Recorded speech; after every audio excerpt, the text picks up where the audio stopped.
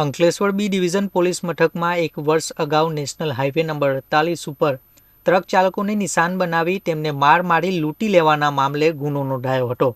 આ મામલે ભરૂચ એલસીબી ટીમે આરોપી રામલાલ કંજણની અટકાયત કરીને તપાસ માટે બી ડિવિઝન પોલીસ મથકે સોંપવામાં આવ્યો હતો। ત્યાં તેની તપાસ બાદ તેને અંકલેશ્વર સબ જેલમાં મોકલી આપવામાં આવ્યો હતો, જ્યાં તેની તબિયત બગડતા તેને ભરૂચ સિવિલ હોસ્પિટલ ખાતે સારવાર માટે ખસેડવામાં આવ્યો હતો। ત્યાં ટૂંકી સારવાર બાદ રામલાલ કંજણનું મૃત્યુ નિપજ્યું હતું। આ મામલે અંકલેશ્વર ઇન્ચાર્જ ડીવાયએસપી અને બી ડિવિઝન પીઆઈ વીયુ ગડરિયાએ ભરૂચ સિવિલ હોસ્પિટલ પર પહોંચી ભરૂચ પ્રાંત અધિકારી મનીષા મનાણીની હાજરીમાં મૃત્યુ અંગે વધુ તપાસ માટે અને સાચી સ્થિતિ સ્પષ્ટ થાય તે હેતુથી પેનલ પોસ્ટમોર્ટમની કાર્યવાહી હાથ ધરવામાં આવી છે।